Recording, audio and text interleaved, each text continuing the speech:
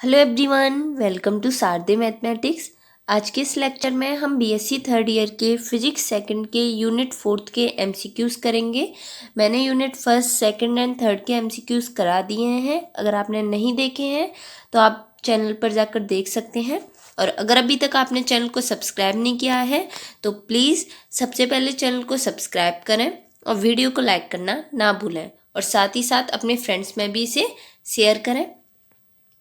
तो आइए बिना टाइम वेस्ट किए अपनी वीडियो को स्टार्ट करते हैं। तो हमारा जो यूनिट फोर्थ है उसका जो फर्स्ट एमसीक्यू है क्या है, 1D ग्राफ उत्पादक द्वारा उत्पन्न अधिकतम विभवांतर है। तो कितना विभवांतर 1D ग्राफ उत्पादक अधिकतम विभवांतर उत्पन्न कर सकता है? Option D is correct, 10⁶ volt. अगला है विद्युत क्षेत्र द्वारा त्वरित कराया जा सकता है। तो विद्युत क्षेत्र द्वारा त्वरित कराया जा सकता है, क्या त्वरित कराया जा सकता है? अल्फा कणों को। तो ऑप्शन सी इज करेक्ट। अगला है साइक्लोट्रॉन में आवेशित कण का मार्ग होता है। तो जो हमारा साइक्लोट्रॉन होते हैं उसमें आवेशित कण का मार्ग कैसा होता है? हमारा वृत्तीय। Option A is correct. अगला है साइक्लोट्रॉन कहलाता है। तो साइक्लोट्रॉन हमारा अनुनादी त्वरित कहलाता है। Option A is correct. अगला क्वेश्चन है, एक साइक्लोट्रॉन के अंदर 1000 परिक्रमण करने के बाद एक इलेक्ट्रॉन निर्गत होता है। इसकी डीज के बीच विभवांतर किलोवाट है। इलेक्ट्रॉन की ऊर्जा होगी। तो इलेक्ट्रॉन की ऊर्जा कितनी होगी हमारी? Option C is correct, 2 × 10⁵ electron volt. अगला है साइक्लोट्रॉन से प्राप्त किए जा सकते हैं। तो साइक्लोट्रॉन से हमारे 10 माइक्रो इलेक्ट्रॉन वोल्ट प्राप्त किए जा सकते हैं। ऊर्जा के 1 कण प्राप्त किए जा सकते हैं। Option B is correct. अगला है आपका नाभिकीय विखंडन को किसके आधार पर समझाया जा सकता है? तो नाभिकीय मॉडल को द्रव बूंद मॉडल के द्वारा समझाया जा सकता है। Option B is correct. अगला है हमारा साइक्लोट्रॉन में आरोपित विभवांतर का शिखर V तथा आवृत्ति F है। इसके द्वारा प्राप्त आरोपित कण की अधिकतम गतिज ऊर्जा K की आरोपित विभवांतर V पर निर्भरता है। तो इसका क्या होगा? K is directly proportional V। Option A is correct. अगला है यदि साइक्लोट्रॉन में D की त्रिज्या R व आरोपित विभवांतर की आवृत्ति F है तो इसकी कोई आरोपित कण अधिकतम ऊर्जा प्राप्त कर सकता है। तो इसका हमारा कौन सा आंसर करेक्ट होगा? कौन सा ऑप्शन करेक्ट होगा? ऑप्शन नंबर हमारा 1 इज करेक्ट, 2π² mf² r²। अगला है आपका 1 BeV ऊर्जा के प्रोटॉन प्राप्त किए जा सकते हैं। तो किससे प्राप्त किए जा सकते हैं? Option number C is correct, synchrotron से। अगला है किसी स्रोत से उत्सर्जित अल्फा कणों की संख्या गिनने में प्राय उपयोग में लाते हैं। तो हम अल्फा कणों की संख्या गिनने के लिए क्या उपयोग में लाते हैं? Geiger Muller counter. Option A हमारा क्या है इसमें करेक्ट है। अगला है किसी नाव की अभिक्रिया में प्राप्त Q मान। तो किसी नाव की अभिक्रिया में प्राप्त Q मान धनात्मक होता है यदि ऊर्जा उत्सर्जित होती है। तो ऑप्शन ए इज करेक्ट। अगला है हमारा नाभिकीय बल है। तो नाभिकीय बल हमारे कैसे हैं? लघु पराशी बल है। Option A is correct. अगला है x a, b y नाभिकीय अभिक्रिया का Q मान है। तो Q मान कितना है नाभिकीय अभिक्रिया का? Option C is correct, EB + EY - EA। आगे आपका नाभिकीय भट्टी में प्रयुक्त होता है। तो नाभिकीय भट्टी में हमारा क्या प्रयुक्त होता है? U-235। आगे है नियंत्रक छड़ें अधिक न्यूट्रॉनों को अवशोषित करके अभिक्रिया को तीव्र होने से बचाती हैं। ये क्या रखती हैं? तो ये क्या रखती हैं? बोरोन रखती हैं। Option C is correct. अगला है आपका इलेक्ट्रॉन व प्रति इलेक्ट्रॉन के मिलने पर ऊर्जा निकलती है। तो इलेक्ट्रॉन व प्रति इलेक्ट्रॉन जब मिलते हैं तो उनके मिलने से कितनी ऊर्जा निकलती है आपकी? Option A is correct, 1.02 MeV। बाष्प प्रक्रिया जिसमें दो हल्के नाविक मिलकर भारी नाविक बनाते हैं कहलाती है। तो ऐसी क्रिया जिसमें हमारे दो नाविक मिलकर भारी नाविक बनाते हैं वो अब क्रिया क्या कहलाती है? हमारी नाविकीय संलयन। Option B is correct. आगे है वह प्रक्रिया जिसमें एक भारी नाविक दो हल्के नाविकों में टूटता है वो क्या कहलाएगी? हमारी नाभिकीय विखंडन। Option A is correct. अगर मिलेंगे तो नाभिकीय संलयन कहलाएगी। अगर आपके वहाँ पर जो एक नाविक है वो टूटता है तो वहाँ पर क्या होगा? नाभिकीय विखंडन। अब हमारा अगला क्वेश्चन है पॉजिट्रॉन की खोज की। तो जो पॉजिट्रॉन है उसकी खोज किसने की थी? Option C is correct, Carl Anderson ने। आगे है निम्नलिखित समीकरणों में से नाभिकीय संलयन प्रक्रिया छांटिए। तो कौन सा ऑप्शन करेक्ट होगा हमारा? Option B is correct. 1H3 plus 1H2 arrow 2He4 plus 0N1 plus 17.6 MeV। आगे है नाभिकीय भौतिकी में निम्न में से कौन सी अन्योन्य क्रिया सबसे कम महत्व रखती है? तो सबसे कम महत्व कौन सी हमारी अभिक्रिया रखती है? ऑप्शन ए इज करेक्ट, गुरुत्वाकर्षण। नेक्स्ट है नाभिकीय रिएक्टर का सिद्धांत आधारित है। तो जो नाभिकीय रिएक्टर का सिद्धांत है वो आपका नियंत्रित नाभिकीय विखंडन पर आधारित है। Option C is correct. अगला है क्वेश्चन नंबर 24 क्या है? निम्न में से मंदक की तरह कौन सा पदार्थ प्रयुक्त होता है? तो मंदक की तरह हमारा भारी जल प्रयुक्त होता है। Option D is correct. आगे है समीकरण 4 1H1 arrow 2He4 plus 2 1B0 plus 2B plus 26 MeV व्यक्त करती है। तो ये वाली जो अभिक्रिया है क्या व्यक्त करती है? हमारी संलयन को, नाभिकीय संलयन को व्यक्त करती है। आगे है दो ड्यूट्रॉन नाविकों के संलयन से प्राप्त ऊर्जा होती है लगभग। दो ड्यूट्रॉन नाविकों के संलयन से प्राप्त ऊर्जा कितनी होती है? 3.3 MeV। आगे है नाभिकीय संलयन संभव है। तो नाभिकीय संलयन हमारे किस तरीके के नाविक में संभव है? तो केवल हल्के नाविकों में संभव है। Option A is correct. आगे है यदि 1 किलोग्राम ड्यूट्रॉन के समस्त नाविकों का संलयन हो तो मुक्त ऊर्जा लगभग होगी। तो मुक्त ऊर्जा कितनी होगी हमारी? 9 × 10⁻13 joule. Option B is correct. आगे है संलयन क्रिया के लिए सबसे उपयुक्त है। तो संलयन क्रिया के लिए सबसे उपयुक्त हमारे क्या है? हल्के नाविक। जो ए की वैल्यू है वो 20 से लेस देन होनी चाहिए, तो वो अच्छा रहता है संलयन क्रिया के लिए।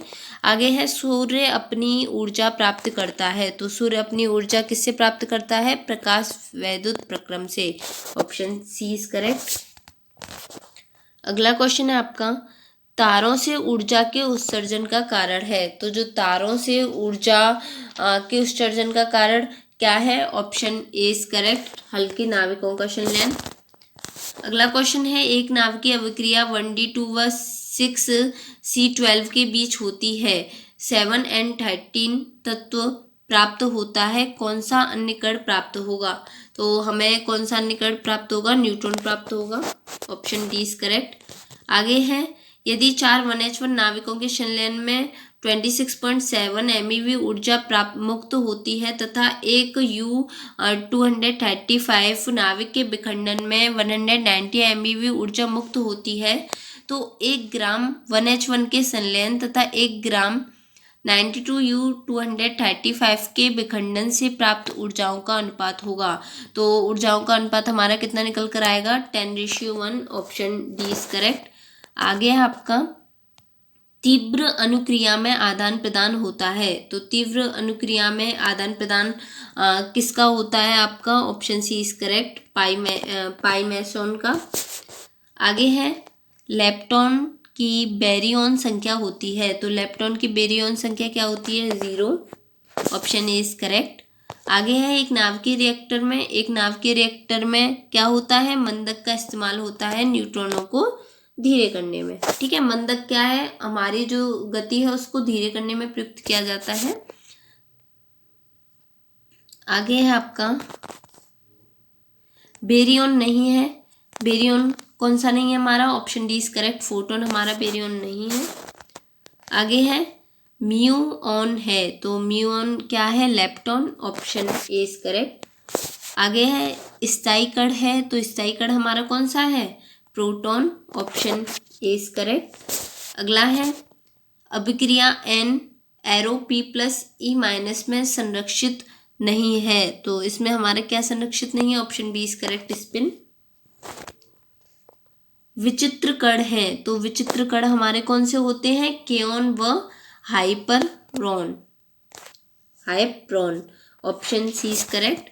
इनमें से कौन जादुई संख्या नहीं है, तो कौन जादुई संख्या नहीं है इनमें से, हमारी 52 जादुई संख्या नहीं है, ऑप्शन बी इज करेक्ट।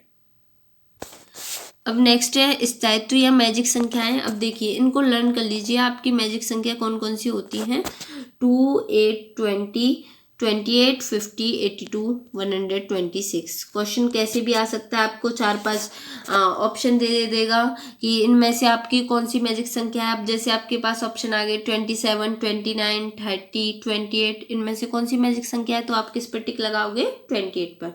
तो ये सारी हमारी मैजिक संख्या है 2, 8, 20, 28, 50, 82 और 126। आगे है आपका नाविक में न्यूक्लियॉन्स की कुल संख्या कहलाती है, तो क्या कहलाती है हमारी न्यूक्लियॉन्स की कुल संख्या, ऑप्शन ए इज करेक्ट, द्रव्यमान संख्या।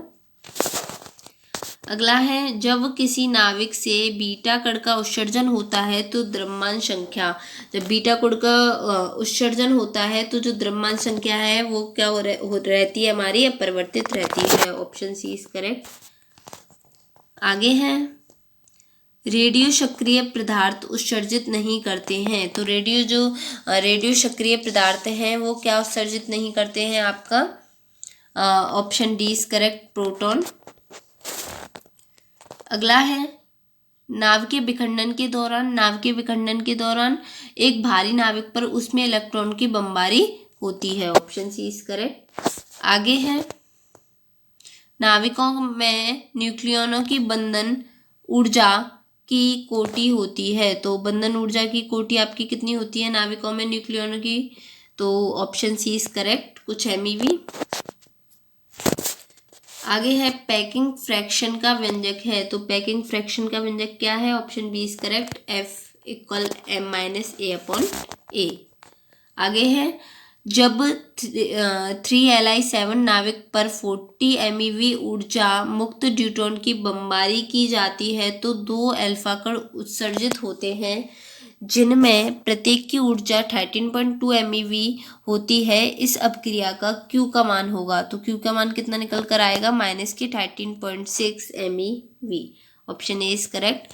अगला है नाव की अभिक्रिया परिक्षेत्र का लगभग मान होता है, तो नाव की अभिक्रिया परिक्षेत्र का लगभग मान आपका कितना होता है, 10⁻⁻28 metre square, option B is correct. अगला है सबसे सरलता से विखंडनीय यूरेनियम आइसोटोप की द्रव्यमान संख्या है, तो इसका ऑप्शन क्या करेक्ट है, बी 235। नेक्स्ट है जब 92U235 पर मंदगामी न्यूट्रॉनों की बमबारी की जाती है तो क्या होता है हमारा, यूरेनियम नाविक लगभग 2 समान खंडों में टूट जाता है, ऑप्शन सी इज करेक्ट। अगला है नाभिकीय विखंडन क्रिया में क्या होता है, उत्तेजन, हमारा ऑप्शन बी करेक्ट है, उत्तेजन ऊर्जा विखंडन दहली ऊर्जा की तुलना में अधिक होने के कारण नाविक की गोलीय आकृति बिगड़ जाती है जिससे नाविक 2 भागों में टूट जाता है। आगे आपका नाभिकीय विखंडन की व्याख्या की जा सकती है, तो नाभिकीय विखंडन की व्याख्या ये आ चुका है, तो ये क्या है, नाविक के द्रव्यबूंद मॉडल द्वारा, ऑप्शन ए इज करेक्ट। अगला है 92U235 नाविक का विखंडन, इसका कौन सा ऑप्शन ठीक होगा, ऑप्शन बी इज करेक्ट, मंदगामी न्यूट्रॉनों द्वारा होता है जिसमें ऊष्मा क्षेपी क्रिया होती है। आगे आपका संलयन क्या बनाने में प्रयुक्त होता है, तो संलयन आपका हाइड्रोजन बम बनाने में प्रयुक्त होता है, option C is correct.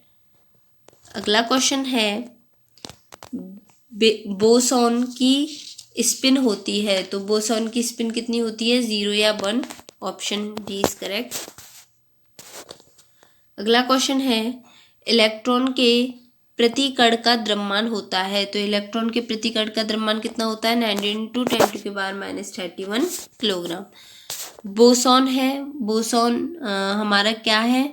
Meson, photon और graviton. Option D is correct. आगे है पॉजिट्रॉन है, तो पॉजिट्रॉन क्या है हमारा? लेप्टॉन हमारा एक पॉजिट्रॉन है। Option A is correct. अगला है निम्न में से कौन वैद्युत चुम्बकीय किरणें नहीं है? तो निम्न में से कौन सा हमारा वैद्युत चुम्बकीय किरणें नहीं है? बीटा किरणें वैद्युत चुम्बकीय किरण नहीं है। Option A is correct. आगे आपका विद्युत चुम्बकीय अभिक्रिया में आदान प्रदान होता है। विद्युत चुम्बकीय अभिक्रिया में किसका आदान प्रदान होता है? Option A is correct, photon का।